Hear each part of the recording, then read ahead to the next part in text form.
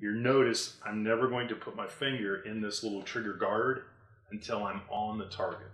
The only time that we touch the trigger is when the sights are on the target. So, any experience with handguns at all? No.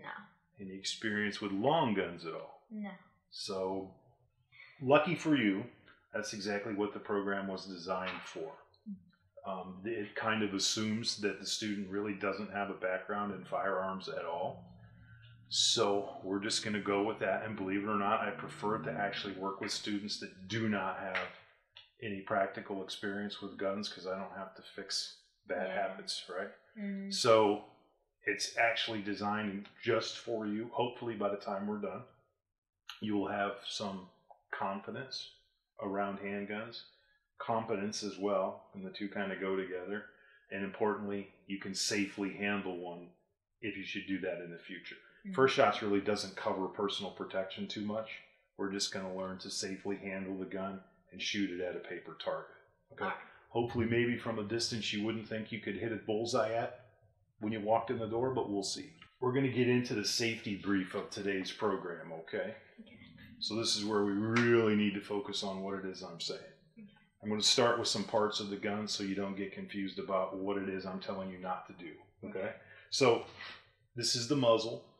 It's more or less the end of the gun that the bullet comes out of, okay? You got your barrel in here, but collectively this part is called the muzzle, okay?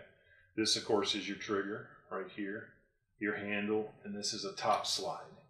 So it's important you kind of have a basic understanding of how the gun is laid out and what the terms are, so we don't do something we're not supposed to. When we get on to the firing line or any time that you're handling a gun, we want to always make sure that the muzzle of the gun is pointed in a safe direction. Okay? Now, importantly, sometimes that's the ground, sometimes that's here, sometimes it's on the range towards where the targets are. We always want to make sure the muzzle is pointed in a safe direction. Okay? Next thing is, we're always going to treat the gun like it's loaded, even if we know it's not. And even if we know it's plastic. You'll notice I'm taking great pains to not do anything with the muzzle, point it and sweep the room with it. It's a bad habit to get into even with a fake gun, okay? So, gun's always loaded even when we know it's not. Know, importantly, what's going on here with my finger, right? You notice I'm never going to put my finger in this little trigger guard until I'm on the target. The only time that we touch the trigger is when the sights are on the target, okay? So when we're on the target, we're on the trigger. When we're off the target, we're off the trigger. That's important because what we're trying to interrupt is if we can take away one of those three combinations of bad things, theoretically nobody will get hurt. And what I mean by that is if we make a mistake and I'm on the trigger, but the muzzle is pointed in a safe direction, even if the gun goes off, nobody should be injured, right? It's when those combination of things sort of converge, where I'm pointing the muzzle in an unsafe direction, the gun is loaded, and I press the trigger, that's when disaster happens. Yeah. Make sense? We never want any one of the three, but if we're going to sort of mix them, we can't have all three, okay? Any questions about that so far? Yep. We'll go over it and over it and over it and over it, so it's very clear. The guy that was the prosecutor for Kyle Rittenhouse in his closing arguments actually picked up an AR, put his finger in the hole, and pointed it at the jury while he was trying to make a point about how irresponsible Kyle Rittenhouse was. He actually grabbed the AR, shouldered it, and pointed it at the jury. How is that supposed to make a point? Yeah, it didn't go over very big. It didn't go over big at all. So trigger discipline, notice even with plastic, this is how we're always going to hold the gun. Okay? Yeah. We're going to go back in time a little bit, and there's two basic types. This is a revolver, and this is a semi-automatic pistol.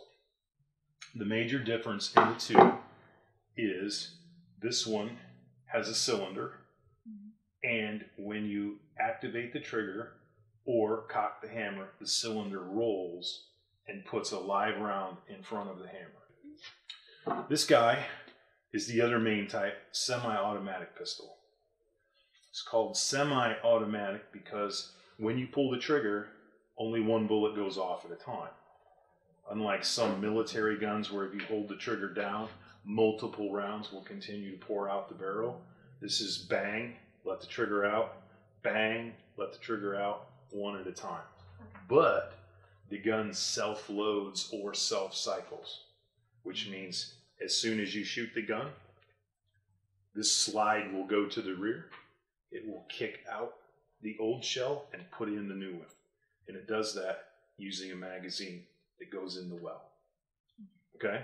Two basic types. That's really all you need to know. Revolver, semi-automatic pistol. Importantly, they're equally dangerous. One is not safer than the other. Your best safety is your brain and your finger. Okay? This is a old school revolver. It's been around since around the 1850s or 60s. It's called a single action revolver.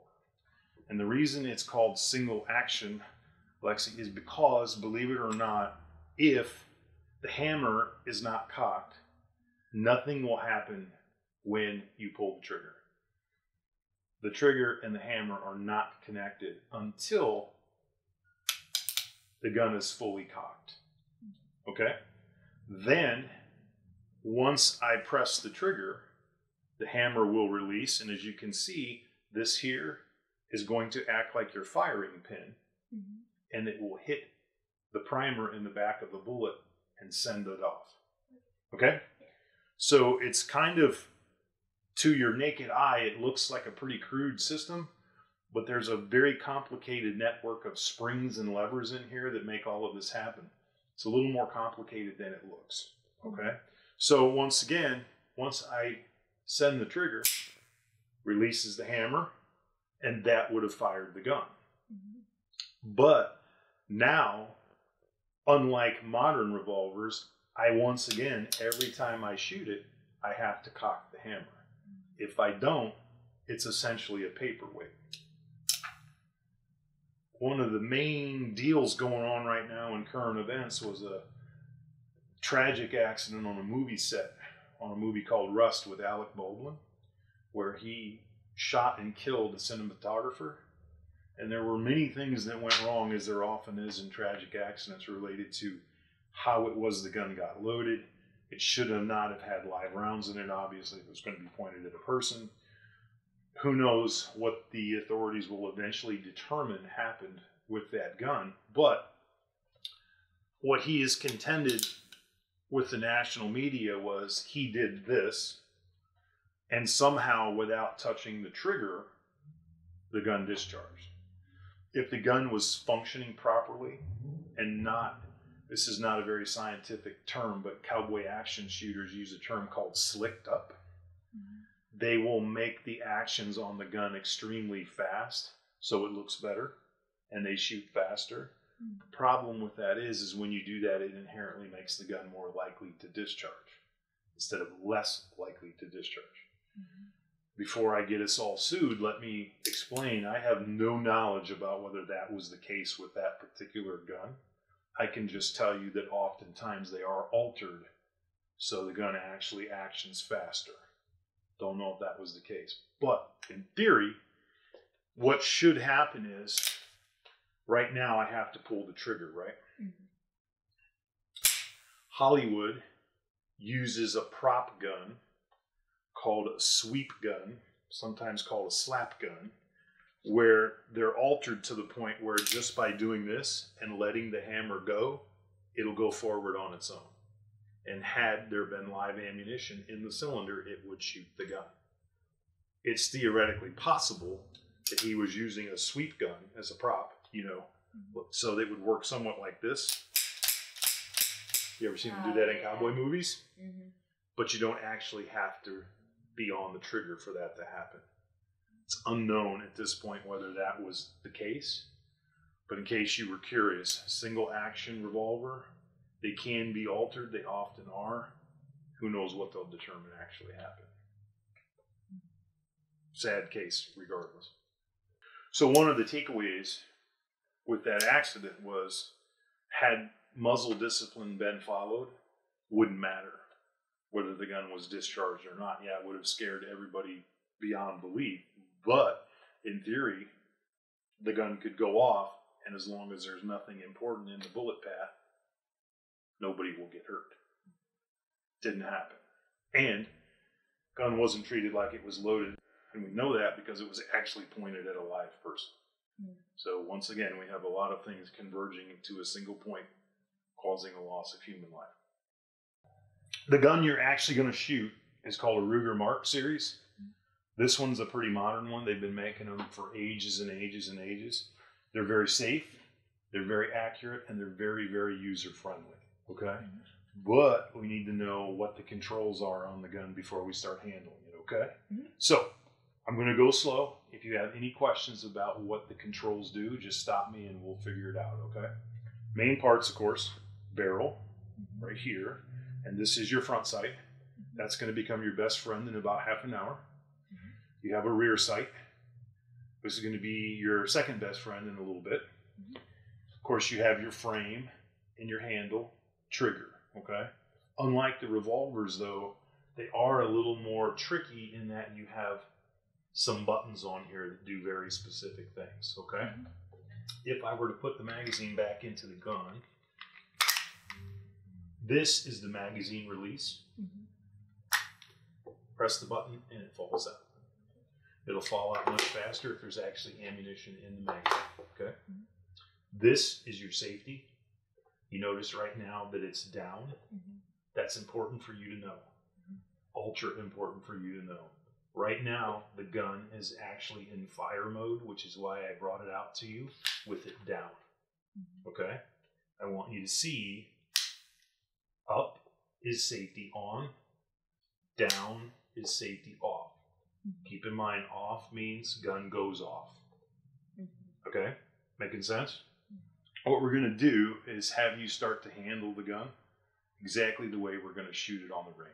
Okay? Do you have any questions about the components so far? Yeah, what about the safety again? Perfect. Good question. You can't go over it enough.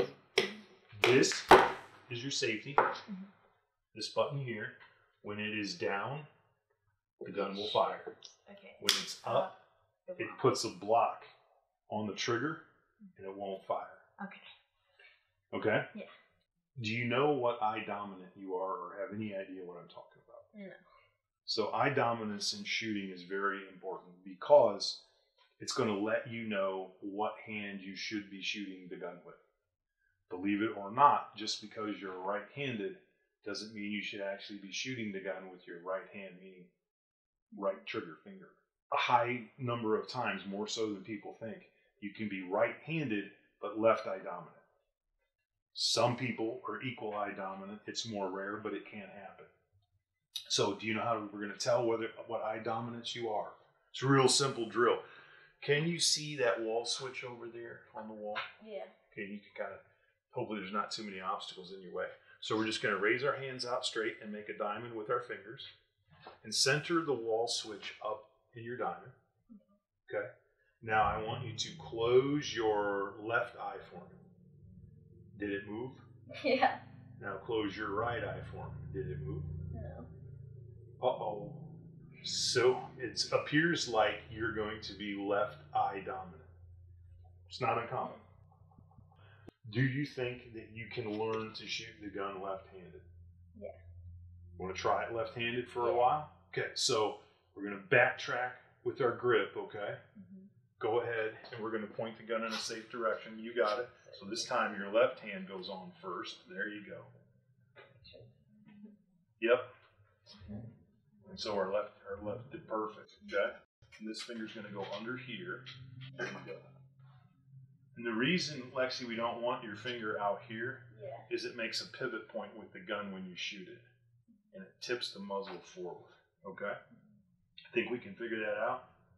Awesome. Today, the goal will be to be consistent, later on accurate. So what I mean by consistent is if we shoot the gun 5 times, it's a good thing if all 5 shots are in the same general area, even if they're not on the bullseye. If they're all clumped together, called a group, it tells me you're doing the same thing the same way all the time. And that's actually the goal. You have to be consistent before you're accurate. Okay? Some people are accurate by accident. They'll hit here, here, here, and here, and eventually they hit here and go, oh, look, I did good. Not so much. And that happens a lot, okay? This is more of an accident than not, okay? So we would rather you be not quite here, but here with a clump of shots. Make sense? So I'm going to give this back to you. And what we're going to go over right now is sight alignment, not sight picture.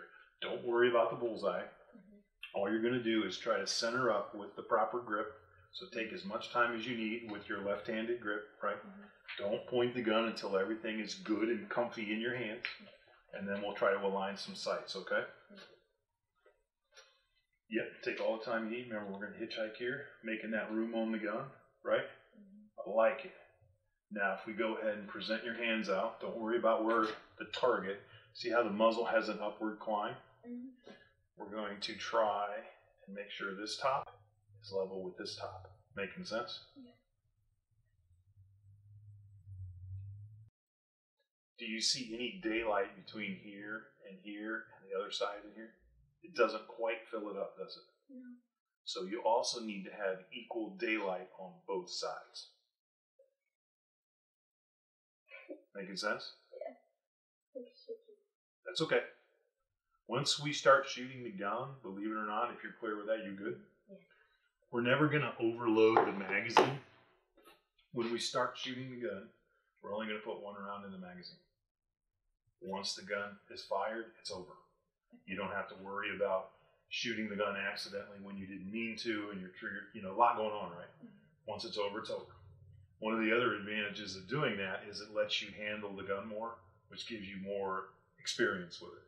You can overload the mag, you get tired, you get shaky, you're not going to shoot well anyway, and it actually takes away your chance to safely handle the gun, which is all part of the learning curve. Make sense? Yeah. Cool. Now, so that's sight alignment. Holy smokes, we're getting close to shooting. And now we're going to talk about sight picture, okay? So I'm going to give this back to, and right now I want you to try to find your grip. Perfect. Take all the time you need to do that. We're first going to find our sight alignment, and then we're going to place it over here on the center white dot. Good. And then once we get the controls ready, we'll transition over to the trigger and press the shot. That's all there is to it. Okay? Remember, once we fire, I'll be right with you. We're just going to put the safety on so we can safely reload the gun. Nothing to. Okay?